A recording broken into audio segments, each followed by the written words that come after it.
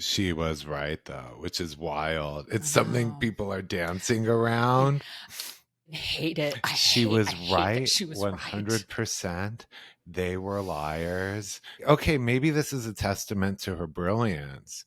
She bailed and let it all fall apart on their own. Maybe she was thinking 3 steps ahead because she's right. I said it last week that I believed Katie, and I was like, I could change my mind. And Katie made me look like an idiot. And Tamara was right, and I fucking hate it. Tamara invented so the much. game of Housewives as it is today.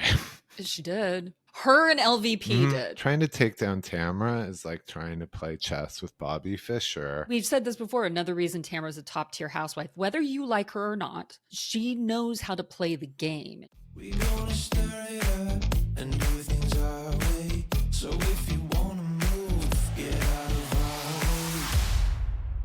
our way. Ahoy! It's OC time. Happy Monday, everybody. You know the best way to start your week off? Just a little hint. Subscribe. Just saying. A little clickaroo. Yeah. Make your Monday a little bit brighter. Just with us. Yeah. Say a little hit. That's we're actually very close to now 2,000 subscribers. Oh. Yeah, we're very close, which I can't believe we've come so far in such a short period of time, where we were begging people to help us get to like 500 last fall. And then this spring, we're like, please help us get to 1,000. And now we're almost at 2,000. Mm-hmm. So my next goal, 5,000. I just take it day by day. I was going to say, do the Kardashians have like a YouTube channel? Our next goal is 5 million. They're like pish posh to YouTube. They're like, we want a studio. I'm always down to earth. My expectations are really realistic. I mean, I think mine are like there's some YouTubers that are like, they're just wanting 5,000. They're like, we have 5 million. I'm like, I'm just, realistic queens here at PCP. Well, I guess we should get into the episode. We're here for Real Housewives of Orange County. Mm-hmm. Yeah. Mm-hmm. Or slightly New Jersey, the way that's going this season. Oh, good God. Bloggers, husbands talking to bloggers being brought on the show. Mm-hmm. The term bloggers. I'm sorry. It's all just. Well, I also will say this. I feel like I put a note here that I think sometimes Katie she's quote unquote not lying technically, because she's using semantics, because like Kiki Monique, she's not a blogger. Mm-hmm. She is a podcaster and an entertainment journalist, like entertainment news reporter. So like, she's not a blogger technically. So in that sense, Katie could easily say, oh, I'm not lying because she's not a blogger. Yeah. But there are other blogs, but actually I would say this, a lot of these outlets that they are talking to are not blogs. They're more like, they could be, they're like social media tabloid accounts. They're social media accounts. They are entertainment, reality television, news reporting, whether or not they are factual, because whether or not these people are like truly seasoned journalists is another thing. But with the blogger to me is that, because blogs aren't something people do so much anymore. That's like a more of a early 2000s or up until now. Look, the original Housewives had to write a blog for Bravo's website. Yes. That was a blog. It's a post that goes on a website. It's just a dated term, so it's funny. And I know like Katie's dancing around it, like you said. Yeah. And I think it's also like, look at them, like as several people have pointed out before, like Teddy's Teddy. Why am I saying Teddy? Tamara's a podcaster with Teddy. A bunch of them create their own content. I mean, lots of housewives now have their own podcasts and do their own social media stuff too. And so they're down in the mud with all the rest of us. So Anyway, speaking of the mud, like it's funny because they're not really having a recap necessarily, at least that I'm seeing of like the previous episode, even though Peacock want to skip this recap. I was like, they're not recapping anything. They're just having this, they started off with like this like kind of conclave of the women post Tamra leaving, quote unquote quitting. I mean, which we know didn't happen really. But I thought it was interesting that in the car, Shannon gets a text from Tamra, and Tamra was like, I'm leaving at 4 a.m. Come to my room. Don't bring the cameras. And Shannon's like, no, I'm not. That was a very LVP move. She summoned Shannon. That's what that is. It's an LVP move. The way Shannon put it, though, first of all, Shannon needs this show more than that friendship. So she's like, I'm not going anywhere without the cameras. I mean, the way she put it is true. We're not ride or dies right now. I'm not doing that. But read into the ride or die. I'm not betraying production to come comfort you. Yeah. Although I don't know. Maybe she did. She could say one thing and do the other. It would have been really funny. She looked really rough the next morning. It would have been really funny if Shannon secretly recorded Tamra, just like Katie recorded Shannon. Remember this whole as this gets discussed as Katie's secret recording, whatever. Every interview these housewives go on now, they have to discuss. Well, back then we were told to pull our phones. It would just be funny if Shannon ended up, but right. Oh my gosh, man. Well, actually, we've spoken about this before, but the next day when we've got the montage of like the women getting ready and like talking to their husbands before they go on this Gator thing, when Emily comes into Shannon's room and Shannon looks like trash. I'm just gonna say it, like Shannon needs to travel with a glam team because she cannot do this on her own. I mean, is it a shtick now? Like, I get her whole thing has always been she wants to be perfect, but she's a little off kilter. And so I feel like now she's just leaning. Every time you open the door, Shannon has this like unfinished hair. It's like you're on camera. Right. I mean, I feel like it is a bit of a shtick, but it's also getting old. Like you can't do it every time, Shannon. You just sprinkle it in at times. And so like this time I was like, when Emily, like it was kind of funny with the previous night when Tamara kept telling her to brush her, like, can I brush your hair for you? Can I brush your hair? Like that was kind of funny. This morning, it would have been better if she was at least half ready when Emily had come in. Because this whole like Tamara being late thing, I fucking hate. Yeah. I mean, Shannon being late. I liked when Gina laid into her about it. I was so happy. You don't watch Miami. Granted, we have a lot of people asking if we're going to cover Miami. It's halfway through this season. We're not going to get into Miami, but we might do that next year. But I love the way that Stephanie has laid into Lisa for being late, because Lisa's always late. And Lisa is like 2 hours late for stuff, like horribly late. I can't stand it. I cannot stand it. Well, here Shannon had a chance to be like, I'm so sorry, oh my God, whatever. No, she came up with the most absurd reason, which is kind of why she annoys me. She hasn't this is something she would criticize Tamra for.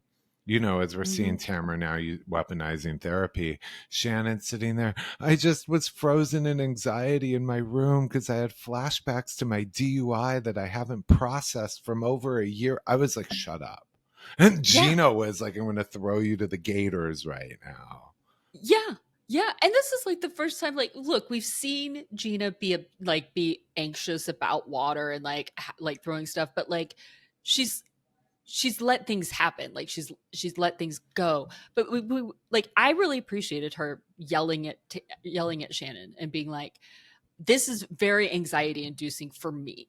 And you being late does not help this and is very selfish. Like it's almost like we've all been there for you.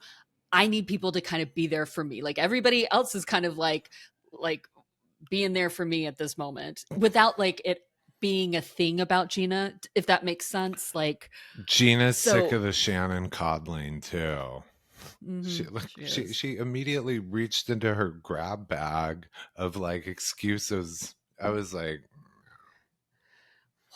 what is up with these menopausal OC blondes just like with their Birkin bags full of excuses. Actually, they're fake Birkin bags because neither one of them can have Birkins. Yeah.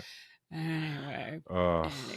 What else was there on this? Well, last with the Gator tours, the funny thing, last week we couldn't remember what the name of those boats are. They are airboats. They're airboats, Jordan. Okay. And they were on the airboat with a Jordan. Yeah. It's like, oh yeah, that guy's name is Jordan. Yeah, I had all these kinds of words. I know someone who has one. She has her own swamp and everything. And I just don't know what I was gonna call them I was picturing now like things from Vietnam War movies, like a pontoon. Oh, yeah. So it's an airboat. That was much simpler than anything I was aiming for. Yeah. I do think it's interesting. This does come up later on in the night, but like in one of the cars on the ride to the Gators, Gina tells Emily and Heather that she called the journalist. This is right. About because she was believing Katie. She was like on Katie's side, but she was like, I know who this journalist that Tamara wouldn't name on camera is, and so she called that journalist, and the journalist confirmed Tamara's story, basically / Kiki's story. Mm-hmm. So I think that was very and Heather had this look on her face, like, yeah. Mm-hmm. Like she already knew. Like she already was like, granted, she's in quotes had it out for Katie since season 1, but that's because Katie had it out for her since not season 1, but Katie's first season. That's Katie is next season, if she makes it to next season, she's going to reach out to Brooke Sayers. She brings nothing current to the season, to her own season. She just keeps digging back into seasons she wasn't on. There was Heather with the paparazzi that happened before. Now she's going into Naked Wasted from 12 years ago. Yeah. That's what her fault is. That's I mean, it's more than that, but I kind of want to go, well, are you trying to be like the bone collector? Like you're not Sheree Whitfield. Mm-hmm. Like you're not, even Tamra is a bone collector. Like, and because it's like, how long have you been sitting on this information? 4 months. Like, and Tamra, we've said this before, another reason Tamra's a top tier housewife, whether you like her or not, she knows how to play the game and she knows when to pull this information out, which is why last week I said that like, I think she like played Shannon and Gretchen at that moment perfectly. She like set them up to like spill that tea right then and there at that perfect moment. So yeah, yeah. Okay. I mean, everyone, these women you hear Gina here saying, I wanted to believe Katie.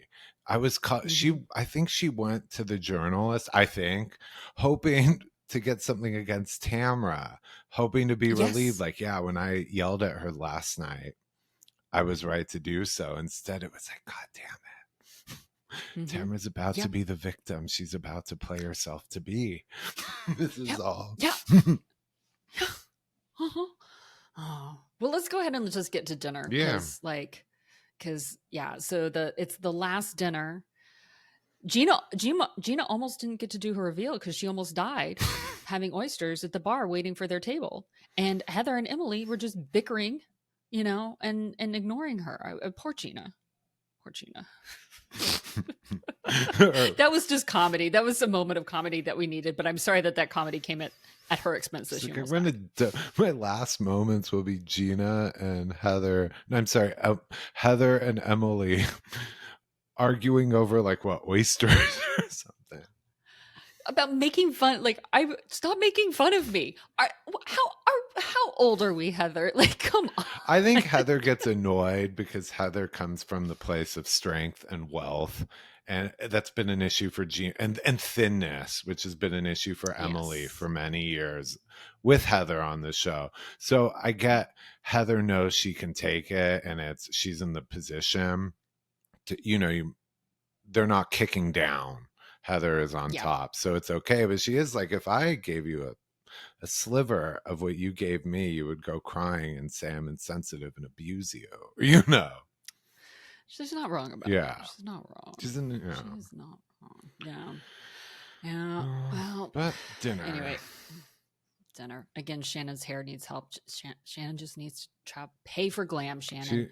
Take out a loan and pay for glam. And something else she can do is arrange for, you're not, people like that, not every housewife is going to travel with a glam crew that really eats into your thing. You can arrange to have a makeup artist, a hair specialist, whatever it's. I don't have the hair, so I don't know the hair. I was going to call it hair artist, hairstylist.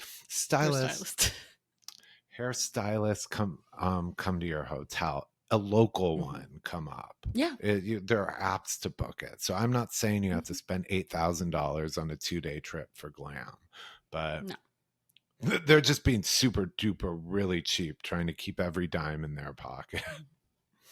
Well, that's what, actually, speaking of, again, to Miami, because they're in Seville, Spain, España. And that's what Alexia and Marisol did. They hired local hair and makeup artists, and they split them. So it's like, whereas like Larsa traveled with her own. Larsa and Stephanie traveled with their own, but I think they also split theirs. I could be wrong about that, but that is, and so she could split it with somebody too. Like they could hire, hair and makeup artists. Anyway, we don't need to get lost in that. Yeah.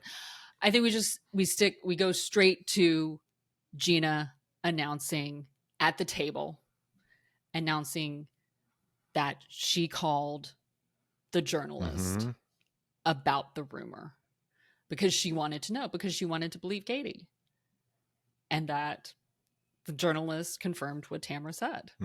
Which is that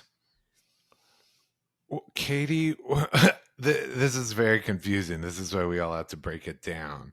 It's that Katie. I wrote it down. Yeah, please do. Wait. Okay. Katie told, please do. Okay, so the journalist says that it's true that Katie said that Gretchen suspected she was drugged and went to the hospital the next day after Naked Wasted Night. And that's what she told Kiki at their lunch. So this is what the journalist is confirming was said. So at least that's where we are right there at that moment. Right there. And Gretchen is like, I never said that. And then why didn't the journalist reach out to me? And then Gina's saying, well, because the journalist thought it was bullshit, thought it was a lie. So they're not going to try to verify a story that they think is not true.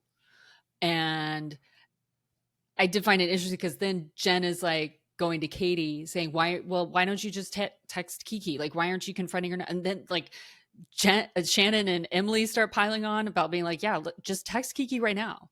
Like, just text her. It's almost like Golden Door.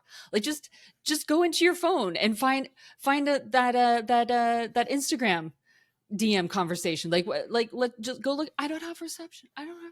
Yeah. No. And then it was like, yeah. What? I mean, there were so many. This is why I like this scene. Last episode, everyone thought Katie, Gretchen, and Jen were the new dream team. In one episode, they fell apart. In one episode, they had one episode of strength in the upper hand, and the alliance they all turned on each other. In Tamra's absence, Tamra didn't even have to be there, and they fell apart. She didn't. The idea of Tamra, her power. I actually think that's when Tamra needs to like realize that she is more powerful when she is quiet at times. She can just drop a bomb and just walk away. She doesn't need to yell at people. She doesn't need to make somebody believe her in that very fucking moment. Like, she needs to be a little bit more Heather-like in that sense. Because look, it's all coming out because the next note I have is, I guess it's from somebody's. Okay, so it comes out that Jen and Ryan, Katie and Matt, and Gretchen and Slade had dinner at Mastro's.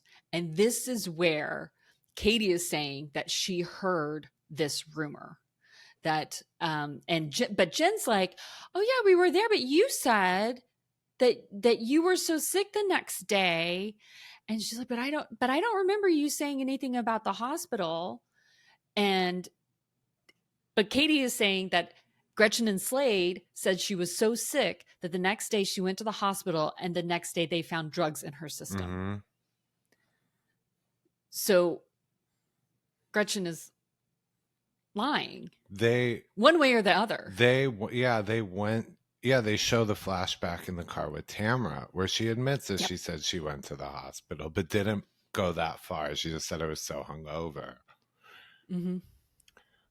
I mean, I do find it interesting, again, because Shannon has now heard Gretchen lie. Mm-hmm. And she's keeping her mouth shut because I think she's taking it in, because she's kind of like, wait a minute, I'm hearing two different stories. And I do find it interesting, but Shannon sometimes does wait to like, okay, wait, let me get all this information in first, because you could see her. She was kind of like, wait, you did go to, okay, hold on.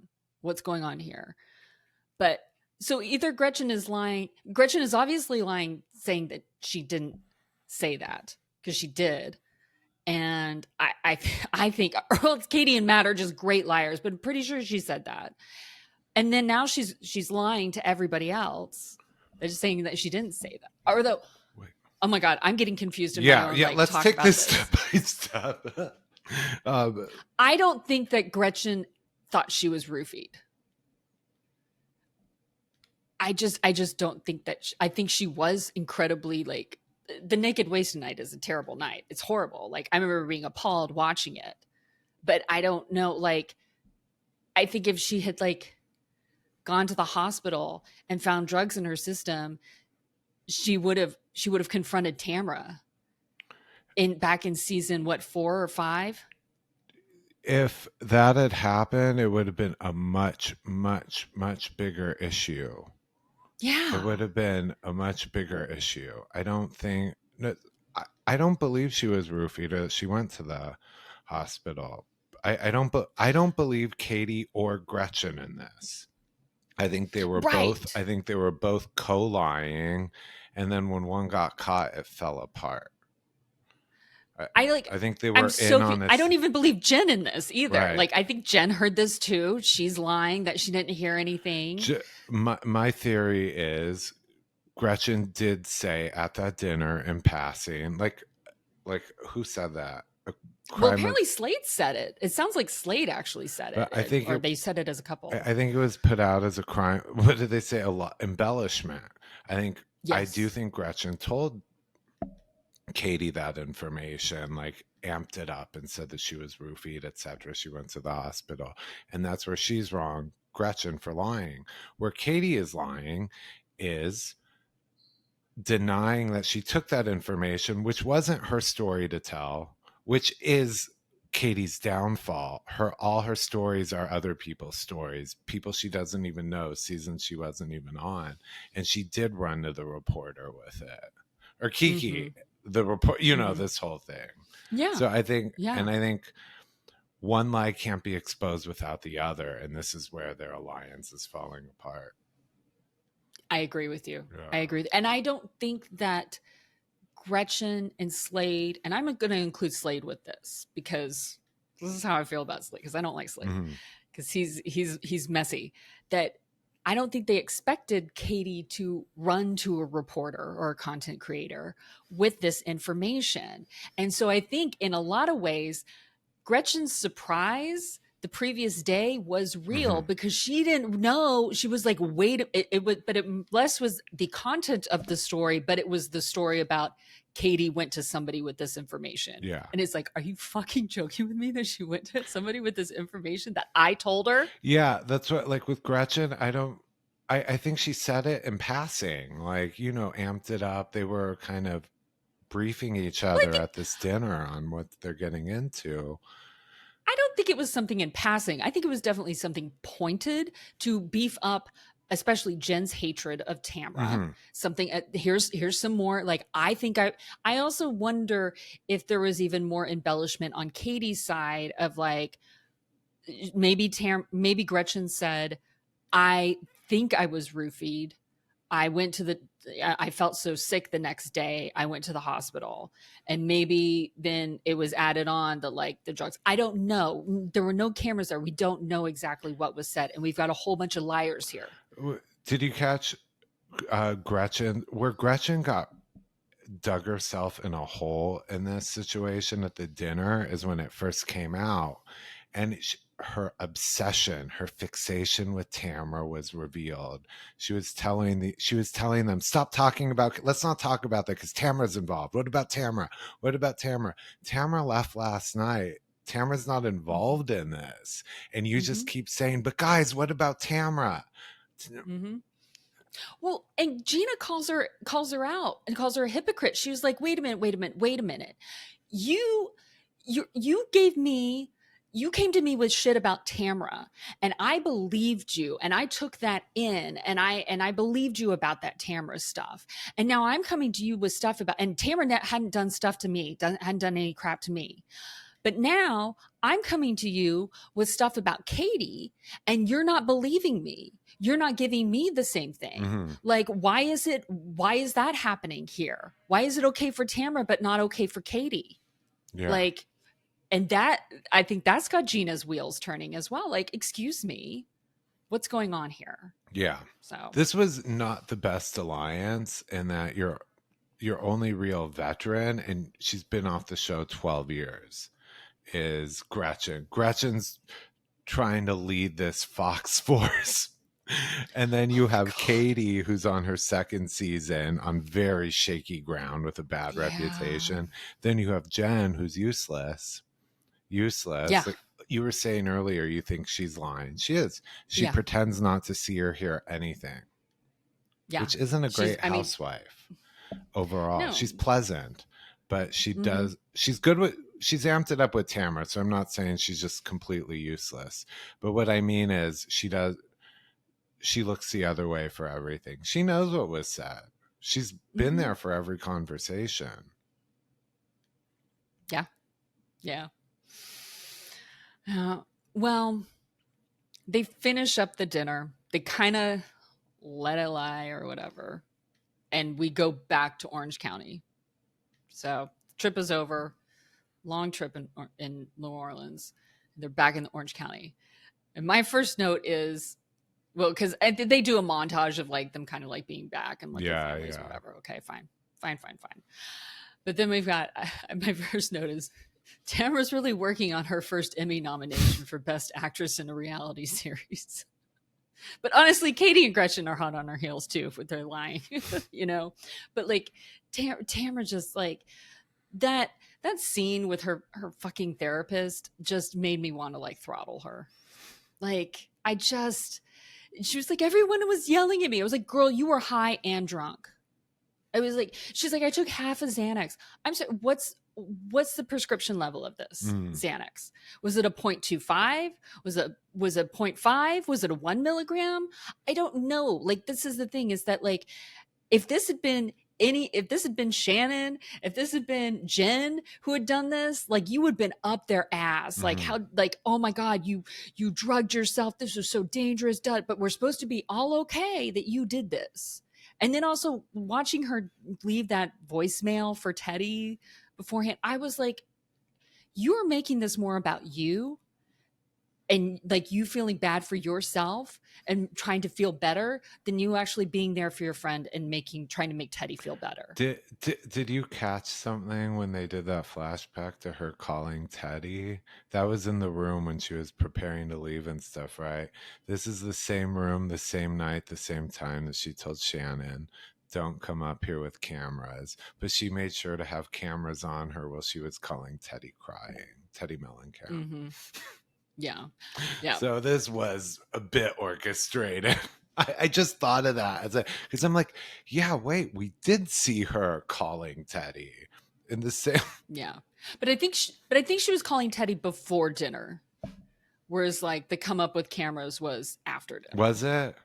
I thought this was part of her like aftermath of like I had to leave. This was before dinner. Fled to Big Bear. Because she was. No, there was light outside, and that was before dinner. And also, this was her whole thing of like, I was going into that dinner, and I was already so upset and so anxious because of Teddy and Sydney, because she's gonna pull out Sydney. She's gonna pull the Sydney card anytime she can too. I'm sorry, she's weaponizing other people's pain as her own, and I can't, like, I am fine with her using her own trauma. Like, if she wants to use, like, she wants to talk about her father leaving and like that stuff, or like, you know, being a young mother and that type of stuff, like using that, I'm fine with that if you want to use that. But every time it's pulling out her daughter and pulling out Teddy. Well, these are other people, and like, I'm not saying that they're not impacting you, but you're weaponizing it against everybody else and against the audience. It's similar to weaponizing your children. It's like what we talked about during the Valley, like the way that Jax would weaponize Cruz, the way that both Michelle and Jesse would weaponize Isabella against each other. Like, you know, it's like, no, stop it. So. I almost had a really dark thought right now. I was like, where's Cindy right now? Is she interested in who? Where's Sydney right now? Tamra's. Is she interested in Next Gen? When they do Next Gen OC. I was like, this is a story that has not been told, or told from Sydney's. Oh my God. But I think the issue is she doesn't want to tell it. She doesn't want to be. I hate that. Yeah. The best stories the best people for reality TV are the ones that would never do it. Unfortunately. It's very, very, very, very true. Yeah. One can hope. We need to go back to New Orleans and get one of those manifesting voodoo dolls. Sydney, come back to us. Come to the network that tore your well, anyway. I don't have any sympathy for Simon though either. No. What else was there? What else? Oh, something. Yeah, because the Tamara thing, her therapy session, and in a way it's a compliment. I'm calling her a liar, but it's also a compliment to her because she throws herself a pity party where she's like, she basically feels powerless in this group. She doesn't know where she fits in. She's insecure. She's scared of rejection. And like, Tamara, I view you as a Mount Rushmore power player of Housewives. No one's ever looked at this woman and thought she's weak. Right? I mean, oh my God, she's just always the victim. She's like, oh, and I make, basically, like, she's saying things like, kind of like, I make myself small. I don't know when to talk. I don't know when to say anything. And I was like, bitch, what the fuck you talking about? Like, do you see yourself on camera? I certainly hope your therapist watches episodes of the show, because she'd be like, excuse me, let me get out this episode right here. Let's not talk about editing. Like, you know when to talk. Roll the you footage. know when to say things. Yeah. Like, this is why she is an unreliable narrator for her life, and she takes no responsibility. And this is also why it's so hard for people to believe her when she is telling the truth.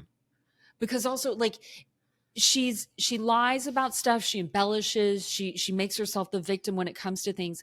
But when she does, it's the boy who cried wolf. Like, but when she does come to you with the truth, she gets very upset and very reactionary when you don't believe her right away. And it's like, Tamara, you have to understand that you have set up a history and a pattern of embellishing and lying in the first place. So when you are telling the truth, it is going to take, you do need to provide proof to people for them to believe you. And you need to give people time to believe you. Like, you're asking for people to give you time and grace in your change and everything. Well, you need to do the same thing for people to accept that change within you. And she's not. In the end, though, it makes me, she was right, though, which is wild. It's something people are dancing around. Fucking hate it. She was right. She was 100%. Right. They were liars. Maybe this is a testament to her brilliance. She bailed and let it all fall apart on their own. Maybe she was thinking 3 steps ahead, because she's right. Yeah. She I mean, I is. said it last week that I thought that I believed Katie, and I was like, I could change my mind. And fuck, Katie made me look like an idiot. And Tamara was right, and I fucking hate it. Tamara invented so the much. game of Housewives as it is today. She did. I mean, I could see her. Her and LVP did. Mm-hmm. Her and LVP. Those two playing. This is, trying to take down Tamara is like trying to play chess with Bobby Fischer. And she just was like, I'm going to take a little break and leave you guys to your own. But this is the funny thing. The difference between, in my opinion, LVP and Tamara is LVP is more calculated and kind of thinks these things out, is more methodical. She is playing like 4D chess in that sense. Whereas Tamara, it's very instinctual for her. Like she's been playing, because she's a survivor and she's very scrappy and she's had to like play these moves her entire life to get ahead. It's very instinct. She's not even really thinking about it. It really is just like, move ahead, move this. Yeah. It's almost like Squid Game for her. Like this is like, she would win Squid Games because this is how like she would move. So LVP is 4D chess and Tamra Judge is Squid Game. I've told you, like when we did the rewatch of Beverly Hills, a lot of what you got from LVP was she had questions ahead, very... She's a great player, but Tamara, like you just said, she is in the moment. She knows how to play it. LVP is very thought out. She thinks ahead. You're right. Tamara has the instincts of a champion. And actually, if I can really quick side note, speaking of Squid Games, I am working with the casting team of Netflix Squid Games: The Challenge Season 3. If any of our listeners are out there and want to apply, go to my social media. I have it up. I'll actually put it on the PCP social media too. I'll put it in the links in the YouTube to like where you can go sign up and you can put my name in there and be like, I came from Stacy, whatever. So, but yeah, we're looking for contestants for Squid Games: The Challenge Season 3. Season 2 is going to come out this fall. I think late October, early November. So yeah. Anyway, that's besides it. I was like, wait a minute, I'm talking about Squid Game and I'm working on it. Anyway, so if you want to win $4.56 million next year, apply. Anyway, I heard 4.65 million and just I'll be clicking that link. But there are better odds for you to win Squid Games: The Challenge than there are for you to win the lottery. I like that. I mean, just think about it. If you got on Squid Games, like you're up against 456 people to win $4.56 million versus like you've got like a 1 in like 6 trillion chance of winning the lottery. I mean, hello. Not 1 in 456. Yeah. All right. I'll put your name in. All right. Besides, sorry to work talk. Didn't mean to do that, but anyway. What else do we have here? I mean, Emily Shane. I don't want to go into child rearing. I saw both sides. I understand why she's emotional. I also understand as a guy how he thinks he's helping, and he is trying to help. That's all I have to say. Both of them are right. Both of them are boring. No. I feel like they need some couples counseling with Dr. Orna from Couples Therapy, which I've been binge watching lately too. But yeah, I'm exactly what you said. I don't have anything to add to that. Yeah, I don't have any insight. I've only insight into tearing things down, not tearing adults down, not raising a child. That's you. I don't think people tune in for Look, there are other podcasts with parents who would love to talk about this, like podcasts who are Do you think there are some who like the whole episode that was there, like that is the moment for us to know? Maybe. Well, you can find them if you want, but we are shallow, childless monsters. And speaking of which, Heather and Tamara meet up for coffee. Yep, they're not childless, but I love the vibe of this. they are dressing for. You brought that up. How I think last episode of Tamara knows how to like kind of code switch, like where she went into that one group to Gina's housewarming in a very soft pink, very innocent, very Barbie. And then other times she goes into therapy in all black, tough, dark. So when Heather arrived, that was like LV, like that was a mob boss LVP in the fur collar, black on black. She arrives first. It was meant I like this season. They're setting up a lot of the filming for the sit downs, and not all sit downs are tense, but the approach is very Mob Wives. It's very like doom doom. The SUV pulls up. There was definitely a subtle power play like that Heather was gonna show. It was gonna be like, yo, this is anyway. I was very, even before they said it, I was like, hello, Cody. Hi. I need to go there. Anyway. It was called OSPI, OSPI. Which sounds more like I don't know. I thought it was like that nail. I know. That's why I was like, they're going to get their nails done, like OPI. Doesn't sound like a place for food, but it fed us. It fed us. I mean, Heather. This is where I think it's interesting because you see them and they go at each other, but they go because everyone's like, which Heather gets into. They're like, oh, is Heather afraid of Tamara? She stands up for her. As I know, but what I think is you see why they get along. They're two power players. Game recognizes game with these two. And they come from two different places to where they don't step on each other's toes. Tamara can't replace Heather. Heather can't replace Tamara. They're not two blondes or they're not gunning for the same thing. So, I mean, because they had it out, but in a very respectful, almost healthy way. Healthy for Housewives way. Yeah. Because I feel like Tamara, I don't think Tamara respects a lot of people, but I think she respects Heather. Like, and not just because of her money. What exactly it is, I don't know. I can't put my finger on it right now, but there's something, maybe just because Heather also stands on business. Like Heather's not that much of a flip-flopper. And also kind of like what Heather points out when Tamara's like says that, oh, I felt like I was on an island all alone and, you know, nobody called me, nobody. And Heather's like, excuse me, and is very offended by that. It was like, wait a minute. I called you, I FaceTimed you, you hung up on me, I texted you the next day, you never responded to me. Like I have been there. And then in her confessional was like, I have been there for Tamara to the detriment of my relationship with other women.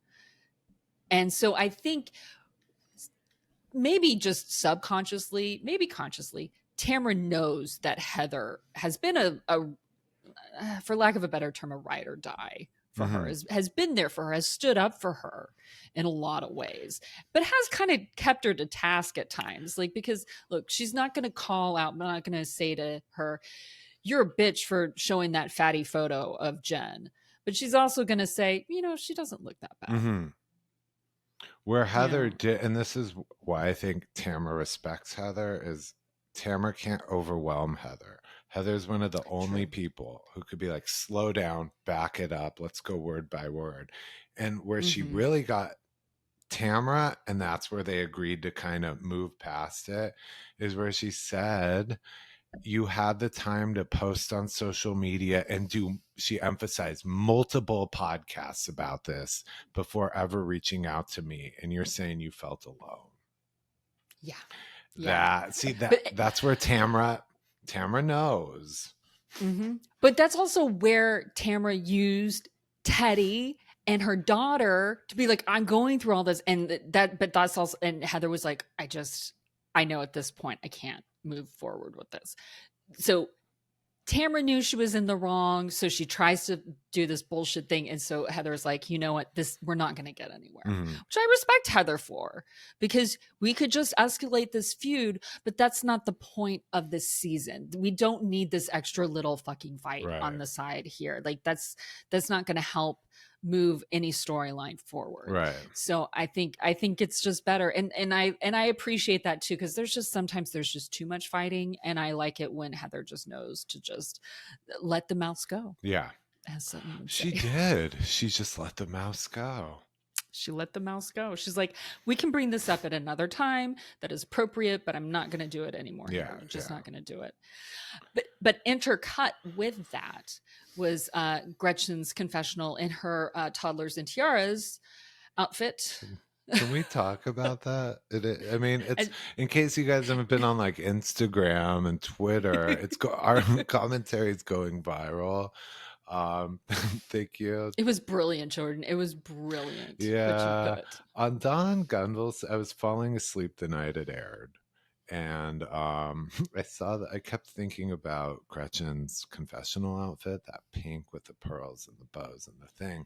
I was like, oh my God, she's John Benet Rossi. I couldn't get that picture out of my head. I was just like, it's really weird. And I think what she was going for was the Paris Hilton look, like very blonde, very pink, very cute. But she went over the top with the bump it, the hair flip, the headband. So instead of looking like a Hilton, she looked like Hilly from The Help. And it was just like, I just was like, it would not leave my mind. Oh my gosh. Yeah. Oh my gosh. It was perfect. Yeah. It was perfect, man. But so this is where we saw the Gretchen admitting in the car with Tamara and Shannon that she went to the hospital but she was acting all shocked because Tamara's like, I'm thinking back to this, like, wait a minute, she's acting all shocked and da da da. So was she actually shocked? Like Katie told someone. And in the confessional though, right next to that, Gretchen says that she did not go to the hospital, but that she probably should have. So again, now she's lying in the confessionals too. Maybe she's gotten, has she gotten rusty, or has the game changed a little since she was a housewife?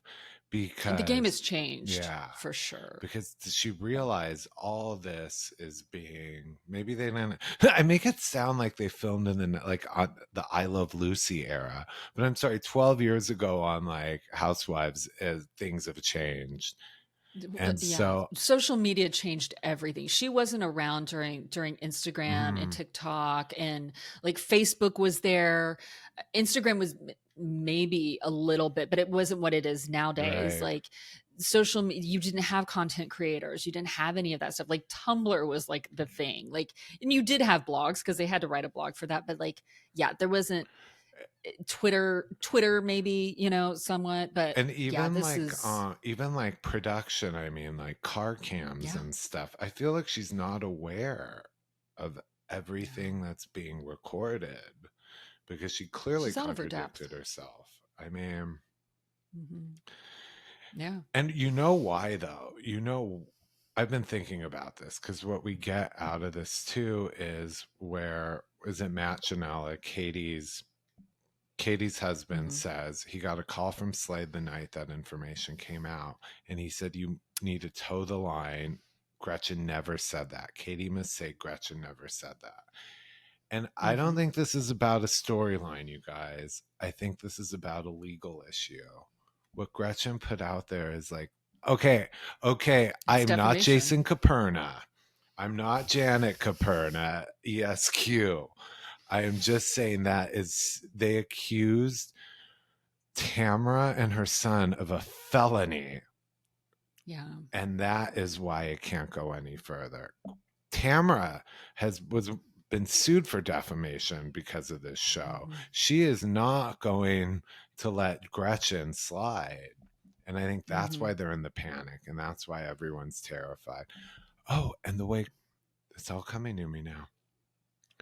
And the reason Jen is saying she didn't see anything is because, look, Ryan and Jen have threatened Tamara with a cease and desist. And now she's part of this conspiracy to defame and slander Tamra. They're shooketh. Because what if like Jen is hearing this and like her and Ryan go home and Ryan's like amped up about this and she's like, we cannot retaliate in this way because this will just get so much nastier and she will come after you and us and like you've got your own legal issues and we can't allow this to like happen. And Jen is like, I didn't hear anything.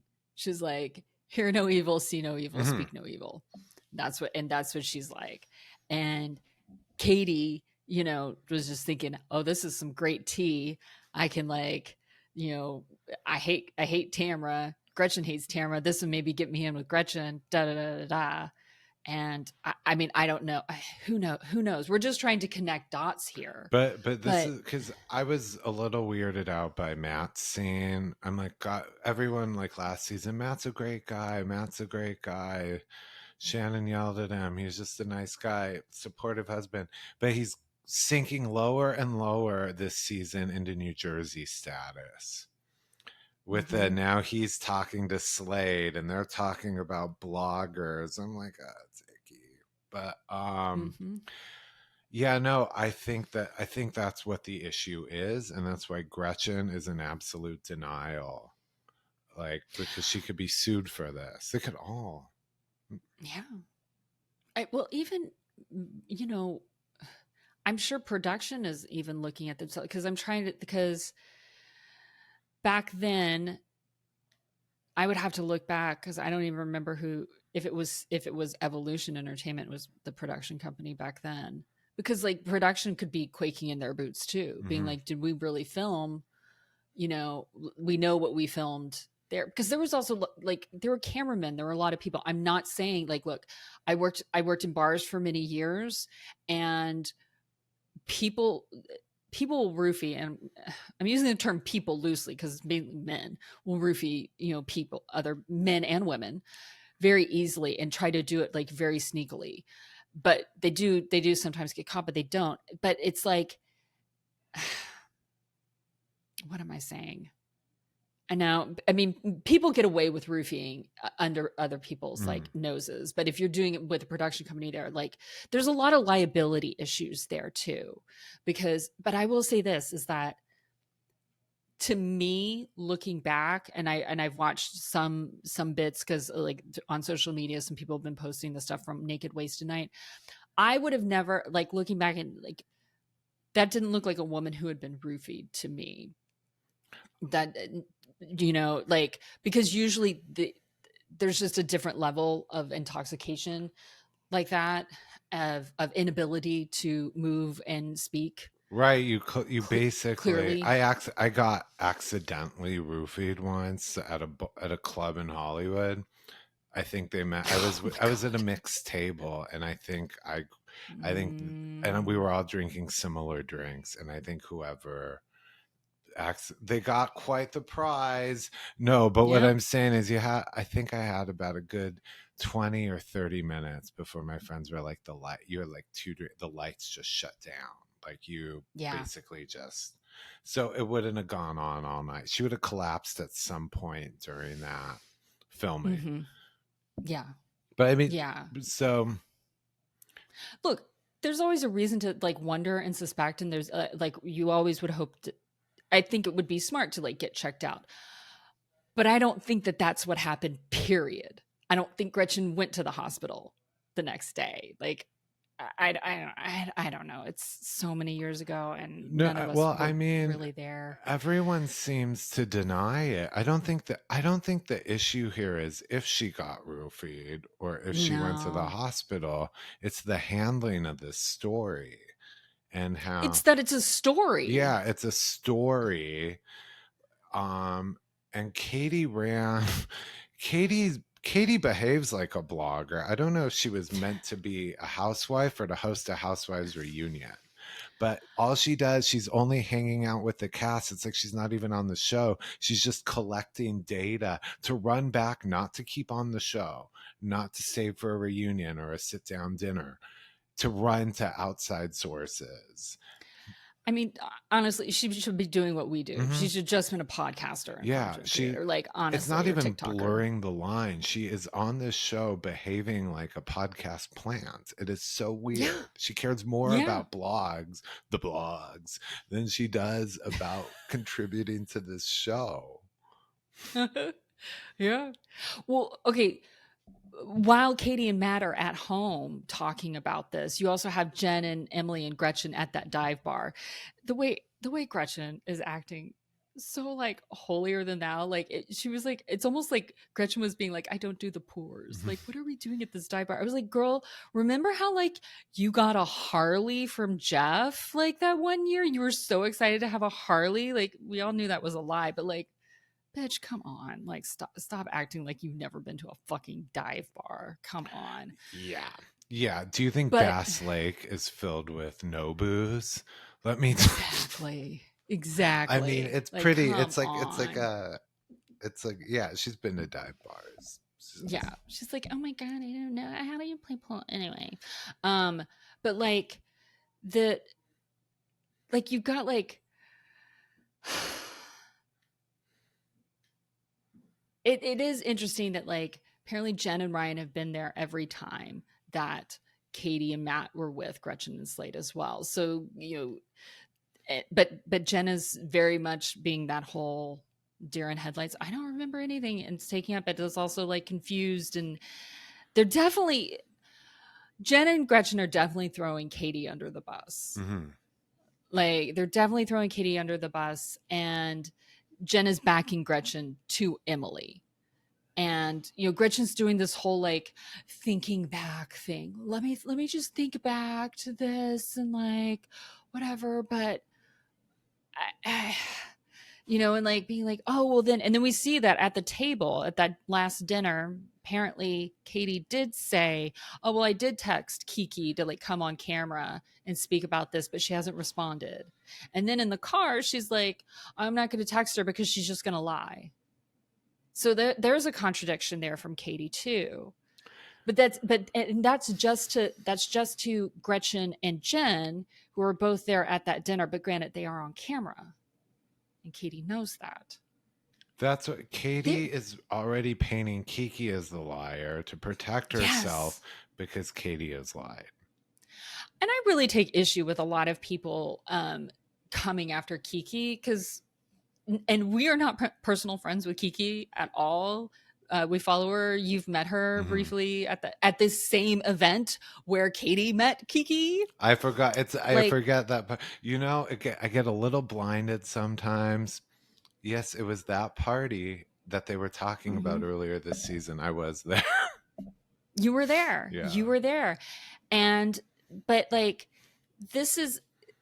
Kiki doesn't put out like bullshit like that. In fact, Kiki really came to people's like notice during the whole like Johnny Depp and Amber Heard trial. Like, so she goes over like legal stuff, and she's big into like reporting stuff. So she's not, and why would, if she thought that this was real, why wouldn't she have told this last fall? Why wouldn't she have put this on her Instagram and TikTok?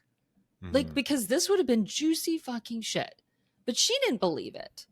That's the thing, is that people like are trying to throw Kiki under the bus and like not talk. Like, I did go to Kiki's Instagram her stories as soon as like she was brought up. I was like, what is going on? And she's like, I can't say anything. I was like, because we're gonna see you. We're gonna see you on camera. Yeah. And we are gonna see her next week. Thank God. Thank God. But Gretchen, I feel is just going to be acting. This is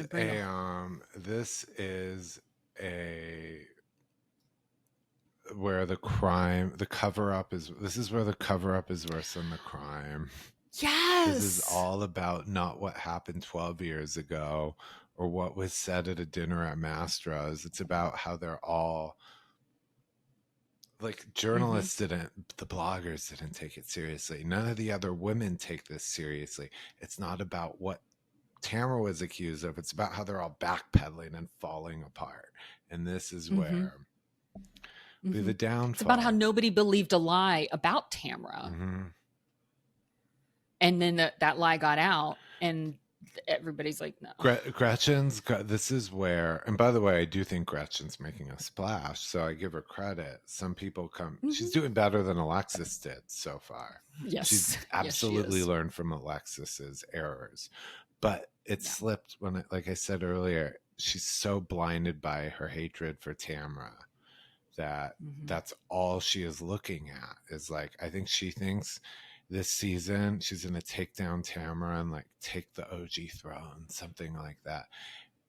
And everything's falling apart now because she's not, it's 4D chess being a housewife, and you can't laser in on one and one only.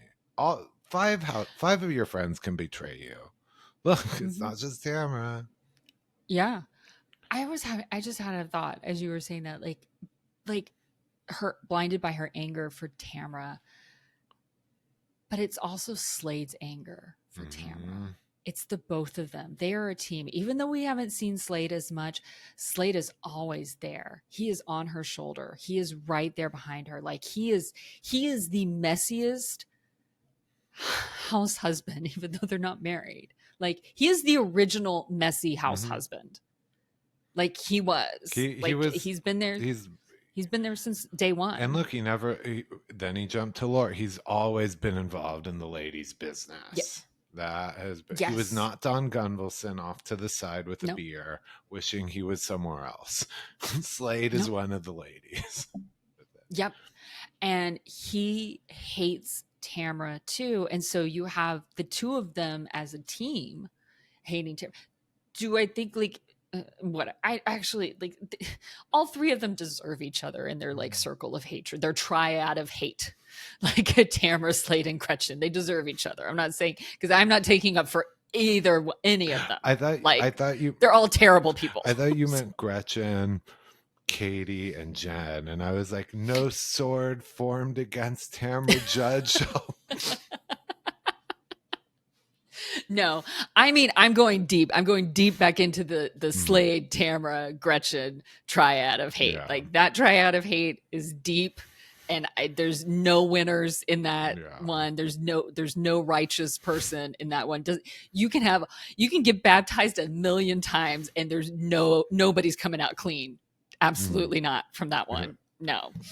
So I think Slade also has a big hand, because also let's not forget that Matt said that he heard Slade talking about the naked wasted stuff.